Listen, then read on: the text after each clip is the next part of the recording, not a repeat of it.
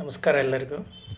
ಒಂದಿನ ಹಲ್ಲಿಗೆ ಮತ್ತು ಮೀಸಿಗೆ ಒಂದು ವಾಗ್ವಾದ ಚಾಲು ಆಗಿತ್ತತ್ತ.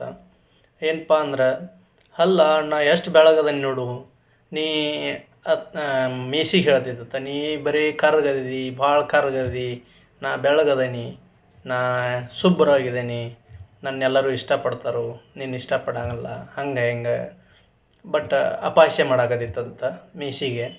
ಮೀಸಿ ಭಾಳ ಮನಸ್ಸಿಗೆ ಹಚ್ಕೊಂಡ ಒಮ್ಮೆ ದೇವ್ರ ಕಡೆ ಹೋತದ. ದೇವ್ರ ಕಡೆ ಹೋಗಿ ತಪಸ್ಸು ಮಾಡಾಕೈತಿ. ತಪಸ್ಸು ಮಾಡೋಣ ದೇವರ ಪ್ರತ್ಯಕ್ಷ ಆಗಿ ಮೀಸಿಗೆ ಏನಪ್ಪ ನಿಂದ ಪ್ರಾಬ್ಲಮ್ ಅಂತ ದೇವ್ರ ಕೇಳೋಣ. ನೀವು ನನ್ನ ಪ್ರಾಬ್ಲಮ್ ಸಾಲ್ವ್ ಮಾಡ್ತೀನಂದ್ರೆ ನಾ ಹೇಳ್ತೀನಿ.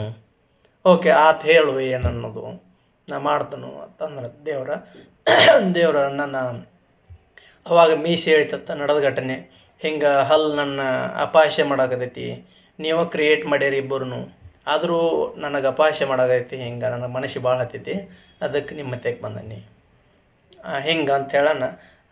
ಆಯಿತು ಏನು ಮಾಡ್ಬೇಕು ಇವಾಗ, ನಾ ಹಲ್ಲಿನಿಂದ ಬೆಳಗಾಗಬೇಕು ಅಂತ ಮೀಸಿ ತನ್ನ ಬೇಡಿಕೆ ಇಡ್ತು. ಓಕೆ ನಿನ್ನ ಹಲ್ಲಿನಕ್ಕಿಂತ ಬೆಳಗ ಮಾಡ್ತನು ಮತ್ತು ಅವಂಗೇನು ಮಾಡಬೇಕು, ಸರಿ ನಿಮಗಿಬ್ಬರಿಗೂ ಪನಿಷ್ಮೆಂಟ್ ಕೊಡ್ತಾನು. ಯಾಕಂದ್ರೆ ಅವ ನಾನು ಕ್ರಿಯೇಟ್ ಮಾಡಿದ್ದು, ಬಟ್ ಅವ್ನು ನಿನ್ನ ನೋಡಿ ಹಲ್ಲು ಕಿಸಾಕತ್ತಾನ. ಅದಕ್ಕೆ ದೇವ್ರು ಏನು ಮಾಡ್ತಾನೋ, ನಿನ್ನ ಪರ್ಮನೆಂಟಾಗಿ ಅವನಕ್ಕಿಂತ ಬೆಳಗ್ಗೆ ಮಾಡಬೇಕಲ್ಲ. ನೀನು ಬೆಳಗಾಕಿ ಹೋಗಿ ಇನ್ಮೇಲೆ ನೀ ಕಂಟಿನ್ಯೂಸ್ ಆಗಿ ಬೆಳಗಾಗಿರು, ಅವನ ಬಾಯಾಗ ಹಲ್ಲಿಲ್ದಂಗೆ ಮಾಡಿಬಿಡ್ತಾನೆ, ಅವ್ನು ಮುರಿದ ಬಿಡ್ತಾನು. ಅವಾಗ ನೀನಾಗ ಗೆದ್ದು ಬಿಡ್ತಿ.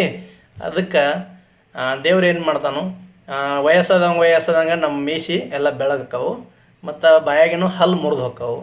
ಇದರಿಂದ ಏನು ತಿಳ್ಕೋದಪ್ಪ ಅಂದ್ರೆ, ನಮಗಿರುವ ಕೈಯಾಗ ನಮ್ಗೆ ಏನೋ ಇರಲಿ, ಒಟ್ಟು ಯಾವುದೋ ಒಂದು ಇದ್ದಿದ್ರು ಅದು ಭಾಳ ದಿನ ನಮ್ಮ ಹತ್ರ ಶಾಶ್ವತ ಅಲ್ಲ. ಸ್ವಲ್ಪ ಟೈಮ್ ಆದಂಗೆ ಎಲ್ಲನೂ ನಮ್ಮ ಕೈಯಾಗಿಂದ ಹೊರಗೆ ಹೋಗ್ತೈತಿ. ಅದಕ್ಕೆ ಯಾವುದೂ ಶಾಶ್ವತ ಅಲ್ಲ. ನಾವಿದ್ದಾಗ ಅಹಂಕಾರ ಪಡೆದ ಆರಾಮಾಗಿ ಇರೋದು ಭಾಳ ಬೆಸ್ಟ್. ಅದೇ ಇದರ ತಾತ್ಪರ್ಯ.